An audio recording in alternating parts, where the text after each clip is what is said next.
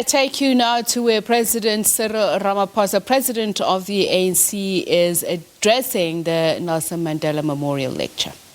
Nelson Mandela, the former president of our movement and the first president of the democratic South Africa, and indeed the father of our nation.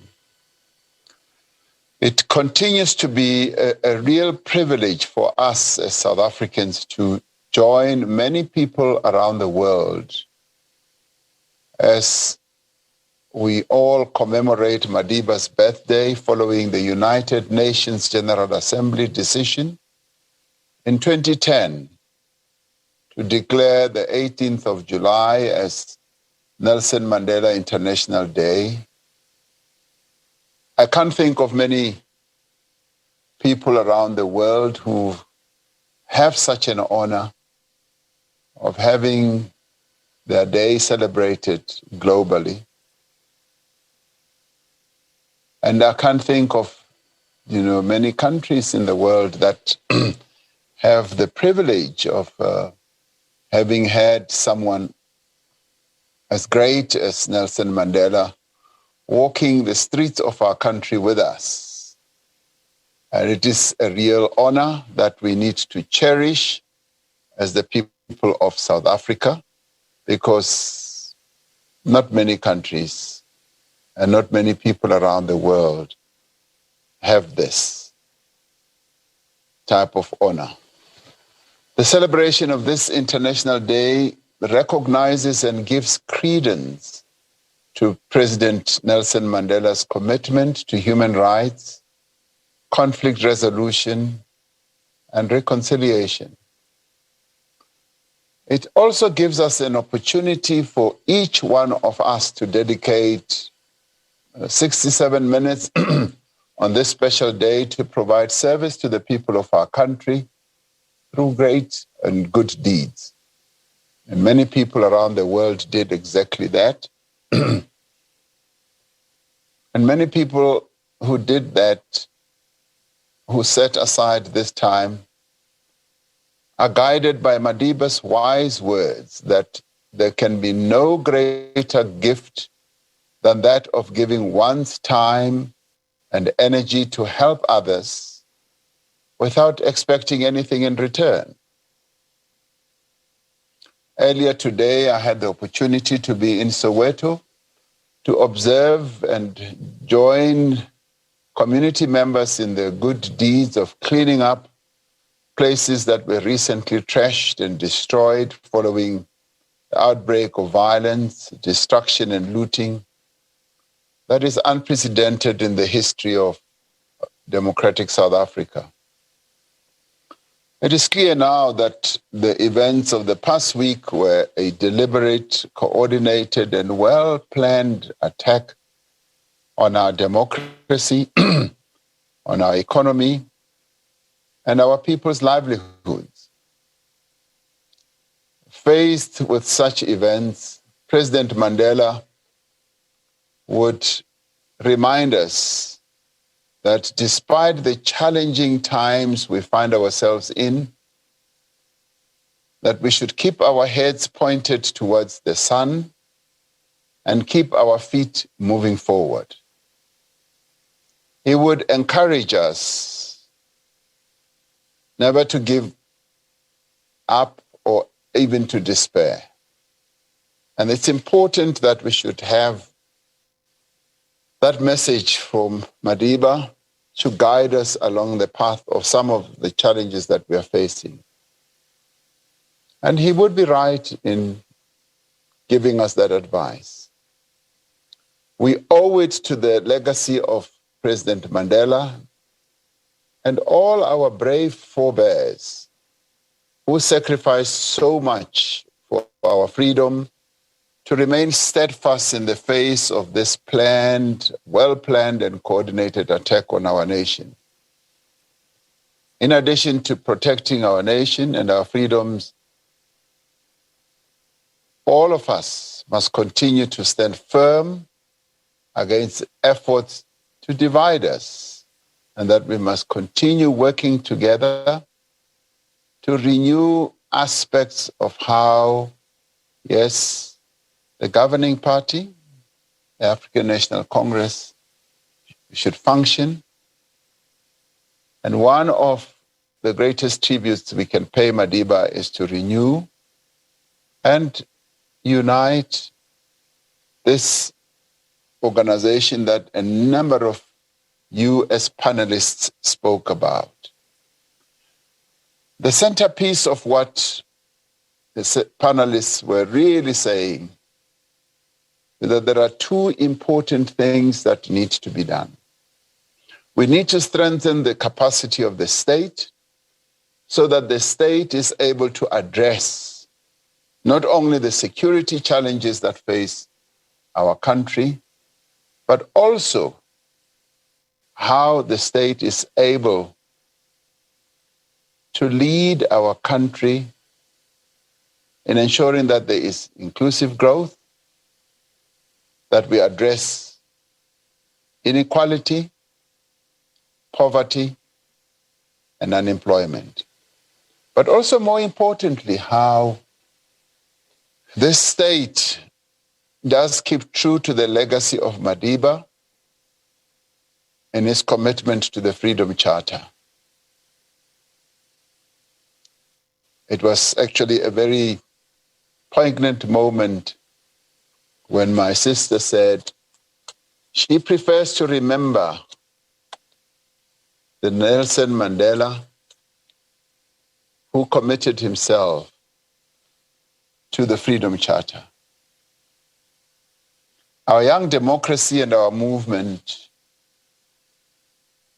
the second aspect, apart from strengthening the state, is yes, to renew, to strengthen, and to unite the governing party, because it is the governing party that in many ways directs the fortunes of our country and therefore must be able to do precisely that. Because our young democracy and our movement are going through, at the moment, a very difficult time. Our survival as a constitutional democracy committed to the rule of law is under challenge. Very serious attempts were and continue to be made to instigate the unrest, insurrection against the government led by the governing party. We cannot say that similar attacks will not be attempted in future, nor can we say that those who seek to divide us will stop in their efforts. But we can say right now, in answering some of the issues that the panelists have raised, South Africans have shown their mettle.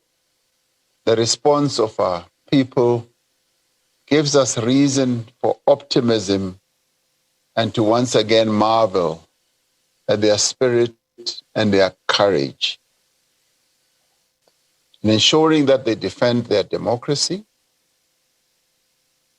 but also much that has also been said here is to say, we want this governing party, this movement, to be strengthened so that it is able to play its important role. Now, the overwhelming majority of our people and structures and members have stood up and stood together and said, even as we face this crisis, that we will not allow this to rob us of the gains we have made in our democracy. Millions of our people have refused to be part of destroying people's livelihoods, people's lives, property, and our collective infrastructure. And I must say that we are grateful for this type of reaction, because the events of the past few days should not distract us from continuing to speed up the process of renewal of our movement It is important for all of us to have a common understanding of what needs to be done to reunite and to renew this movement so that it can withstand this assault on our democracy, but also be able to execute the tasks of improving the lives of our people. And yes, making sure that what we've been facing over the past 27 years is addressed in a way that will take us forward.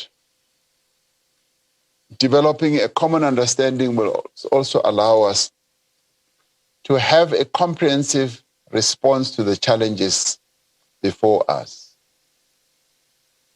Now, as a movement, we've been dealing with the mandate that we were given by our last conference.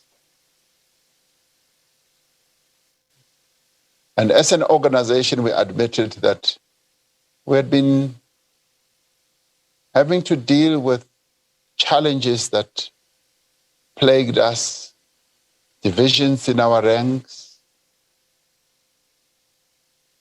issues such as my brother Ramaphosa spoke about, and decrying the current state of our movement. Also the negative tendencies that have emerged, severely damaging the image of the ANC, and our standing in the eyes of the people, but also our weakening our ability to lead and to fundamentally transform our country.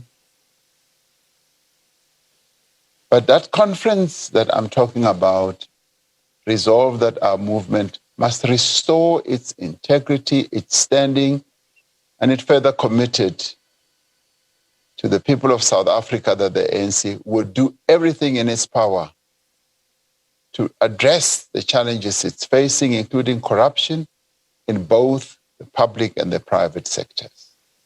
And in keeping with the decisions of our conference to renew the ANC, we're making progress in living up to the decisions that were taken. Discipline in the movement is being restored and being enforced. The work and decisions of our Integrity Commission are being followed up and are being implemented. And we are taking concrete steps to restore the values and the ethics and integrity of this movement that plays such a key role in the life of our country. And we are proceeding to implement long-standing resolutions aimed at, yes, eradicating corruption within our own ranks, but also beginning to deal with some of the social challenges that our people face. And as we do so, we're putting in place a stronger culture that will enable us indeed ensure that we renew this organization and that we instill accountability and organizational discipline to put in place this stronger culture of service to the people of our country and to revitalize ANC branches so that they are able to execute their tasks, but also to be able to deal with the resistance that may be there to the renewal process. And some of the panelists spoke about healing, and yes, healing is also required in the ANC. At the moment, the response of our movement must firstly focus on returning calm and order to the affected communities and ensuring that this anarchy does not spread to the rest of the country. Members of the ANC and the Alliance have been integral to many of the community actions to stand against looting, and we commend community members and leaders, and I met a number of them today and the other day in KZN, today in Gauteng, in Soweto. It has been particularly heartening to see ANC and the Alliance out amongst our communities and leading all these efforts to restore calm and order. And we urge everybody to have these engagements that a number of our panelists also spoke about. Now, these engagements that have also to go beyond just dealing with the current crisis of unrest and destruction, but also to deal with the pandemic that we are facing. Because during the course of this unrest, a number of people let their guard down. And going forward, our movement must drive a concrete program. Yes, to discourage looting and violence, but we must also make it clear that we need to adhere to the pandemic rules and regulations, because this is still a present threat of this invincible enemy that we are facing. And we should do so in a participatory manner as we engage our people as a whole. This also means that our public representatives and ANC leaders, as it has been suggested even here, local level, must be more proactive in, yes, being of service to our communities, and also addressing issues that also go beyond the current situation, that also go beyond, yes, the pandemic. We must have capable and efficient public representatives and civil servants who are able to address the needs of our people, because we have a duty to ensure that we are capable of serving the people of our country with distinction, and that we should continue improving the way that we work for our people. Now, one of the tragic outcomes of this is that violence that we face is the halting, slowing down of our vaccination program at a time when we now have, more supply, and we're increasing the pace of vaccination. Now, the way this looting was happening was such that, as I said, it's likely to increase infections, and we might see that manifesting itself as we move on forward. Now, a number of panelists have raised very important issues, and I particularly liked the suggestion that we should have Ubuntu 2021, maybe launch that.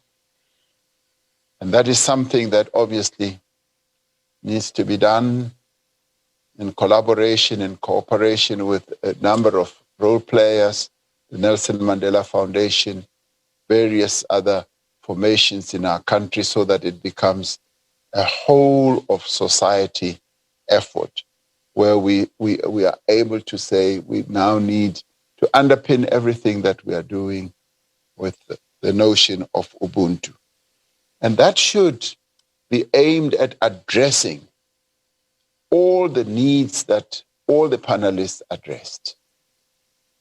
Yes, addressing the issue of leadership, that this is the time when we must provide leadership. And the leadership, as my brother Somatota was saying, should not only reside in government, it should be also beyond government and engulf the country and get many of us to, yes, show this visionary leadership that will take our country forward in an Ubuntu type of way, where we put the interests of our people ahead of everything else. Because as a number of panelists were saying, some of the challenges that were exacerbated not only by this unrest, but also by the pandemic, is the inequality, the poverty, and the suffering of our people. That this is the time when that leadership is required by all of us.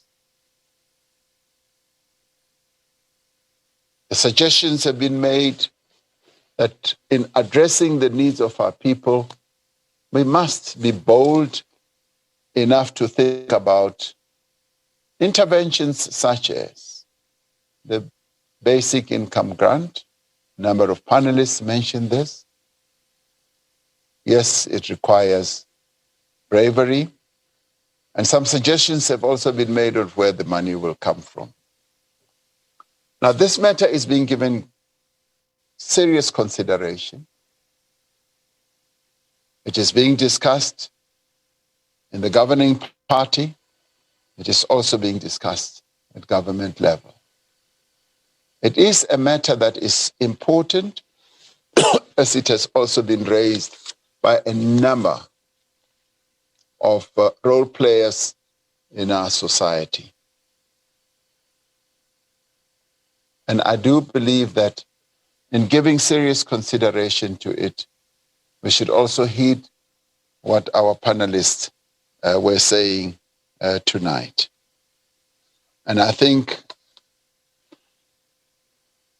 what was also said is that this will validate our people and demonstrate that, yes, some serious consideration is being given to their lives. And this matter will and is being addressed as we move on. And in many ways, it will also speak to what Nelson Mandela stood for, which a number of panelists said. His legacy was about caring for the people of our country. It was about how the Freedom Charter can be implemented. And we welcome that. And so there's a great deal of reasoning that is being put forward.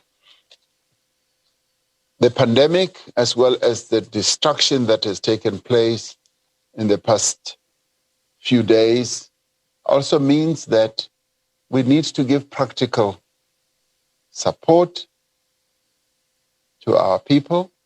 We need to give practical support as to small businesses that have lost everything, to working people, both in our townships and in our rural areas.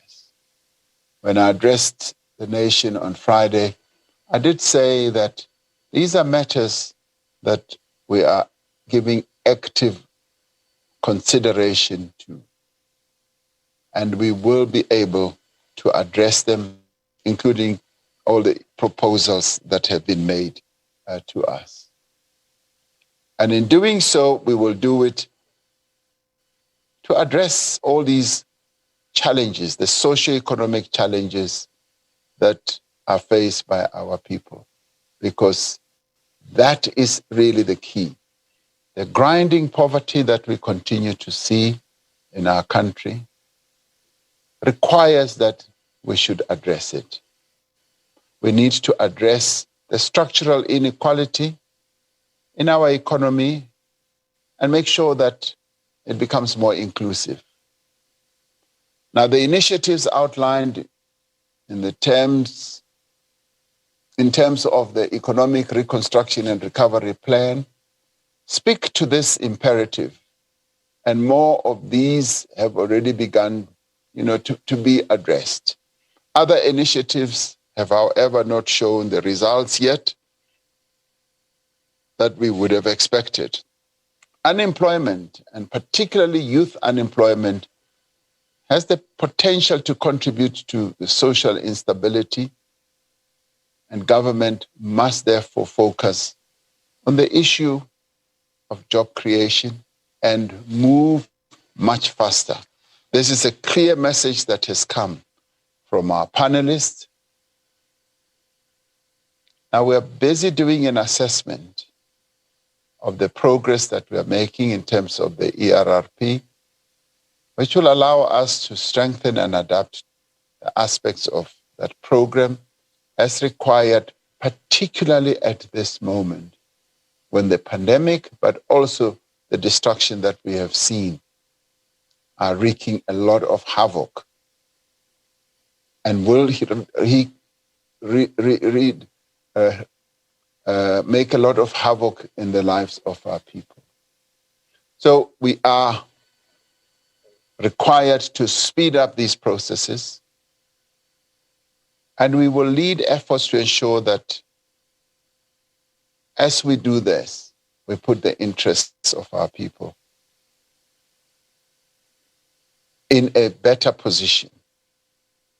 And a number of panelists said, this requires that as we address this crisis, that we must now utilize to democratize issues such as the disaster management. We must ensure that there's food sovereignty and build really good systems that will include everyone and make sure that there is participatory involvement, but there should also be transparency. Yes, the issue of transparency was particularly raised when it comes to how we are going to ensure that we secure safety for the people of our country. This is an important aspect because our people require certainty about their safety. How security cluster in government will respond not only to this crisis, but on a medium and longer term basis to secure the safety of our people so that we can have what one of our panelists called just peace, but I would call it just safety. One of the key pillars of the Freedom Charter is, and Madiba himself, and the legacy he has left us, is non-racialism and how we should lead the process of non-racialism. And how in some quarters it's been seen that the ANC has not been placing enough emphasis on leading the project of non-racialism in our country. And this becomes particularly important as we see how, and we listen to reports of increased racial tension and incidents of racial violence, especially in some parts of KZN. And we also observe efforts to fuel racial tension through social media and other platforms. And it is therefore important that the structures of our movement, and indeed all of us, must work to promote the fundamental value of non-racialism and inclusive societies. Even at the worst of times, whilst in the dock, Madiba stayed true to the values of non-racialism. He was clear that he fought against white domination and would fight against black domination. We must all strive to emulate his example and build one South African nation. Yes, of course, what has happened in Phoenix needs to be investigated. It's been suggested that the Human Rights Commission must be asked to investigate the events that have also led to loss of life and that has increased racial tension. And that is also the potential of through vigilantism, which we must not allow to take root in our country. And those opportunities or temptations must not be allowed at all. But we must also not participate in the spreading of fake news, as one of our panelists said, and messages that incite hate and spread prejudice, and we must work to combat discrimination wherever we encounter it.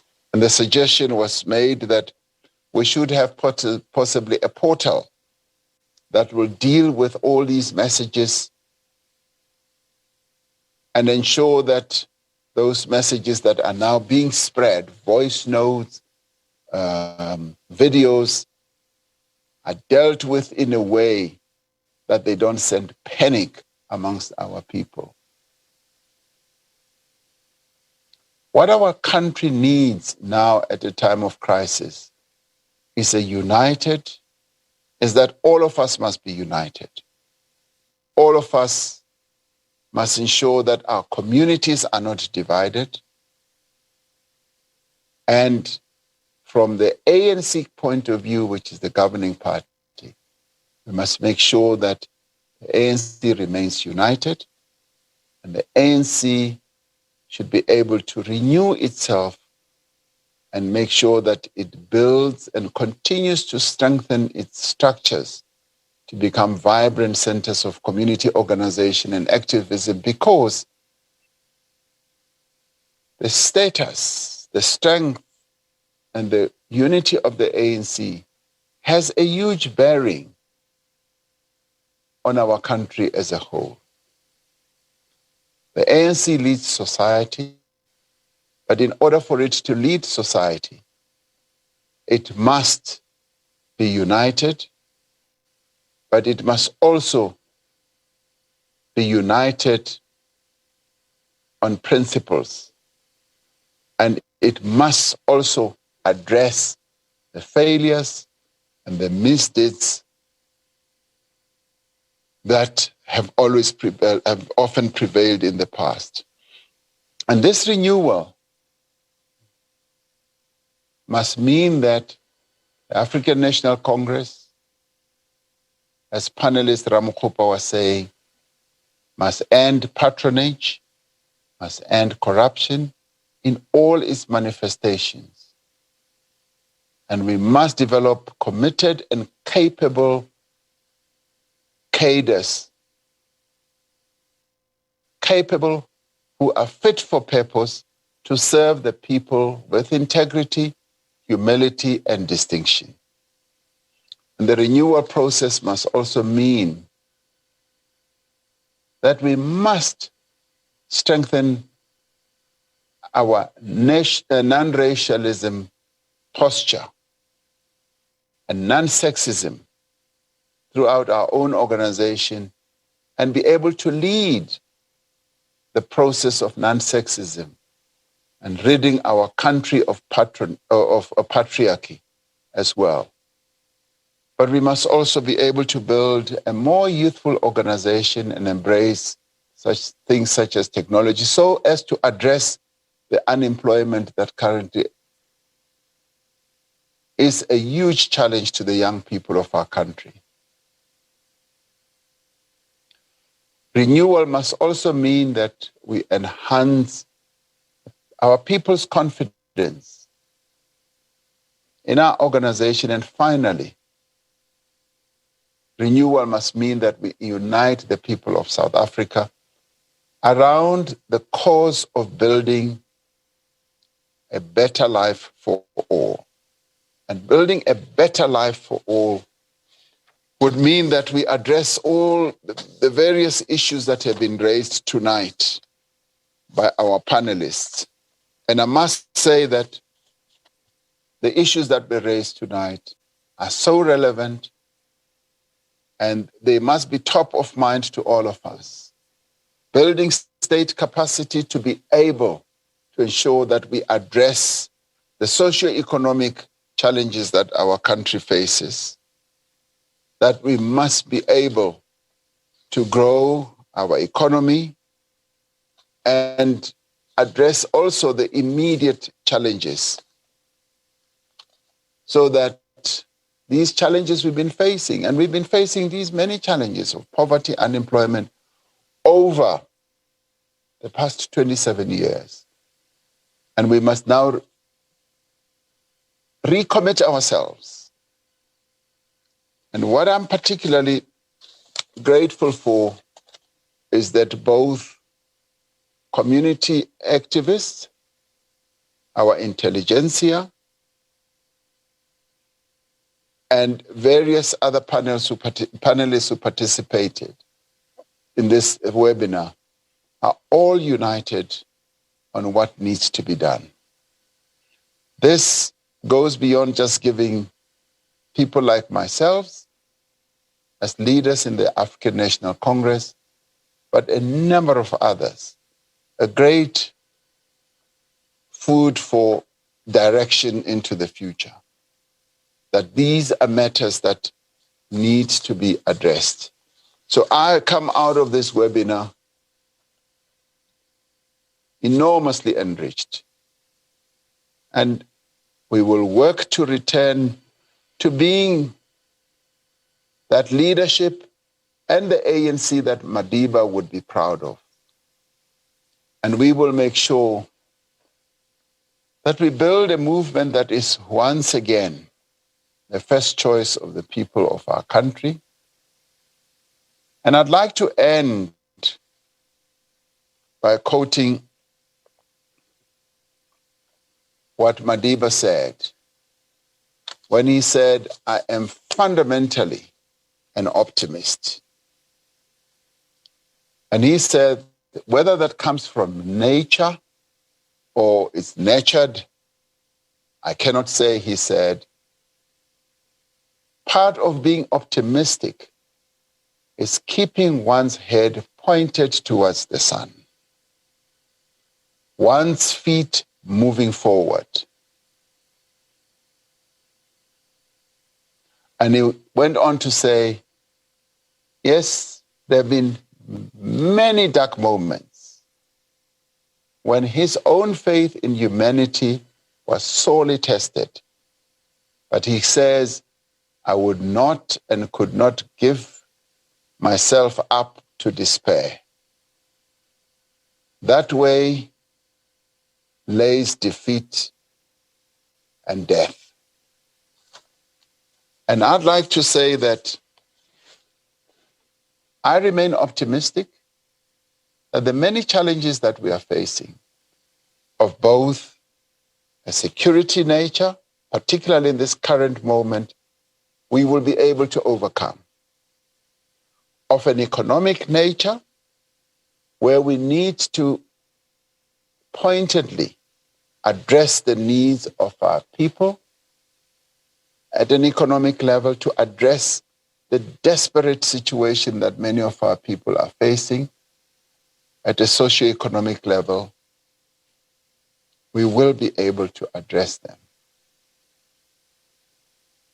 And also be able to strengthen the capacity of the state.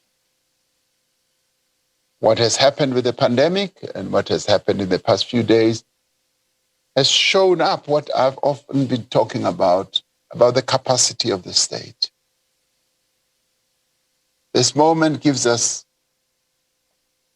great opportunity to reflect, but to act in a way where we address and repair the incapacity that we have.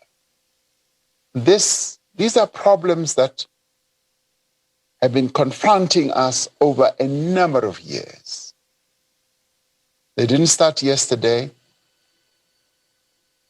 The pandemic and what has happened recently gives us now the platform, the urgency, and the capability of acting with greater speed.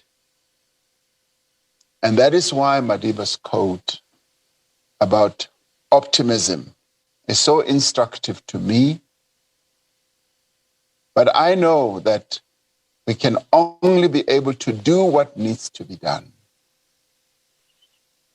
To strengthen and unite the governing party, to improve the capacity of the state, to address the needs of our people on a variety of issues, the poverty, the inequality, and all that we'll be able to address working together. These are challenges that we cannot be able to have one single person working alone to address. It requires a collective effort. And what I am heartened with is that all the panelists have spoken very, very strongly and vocally about the need to act together in a cooperative way. And I particularly liked words such as we must build platforms of truth, and sometimes hear the uncomfortable things, like I heard some of those tonight. But that with a measure of transparency, we must be able to address the challenges that lie ahead.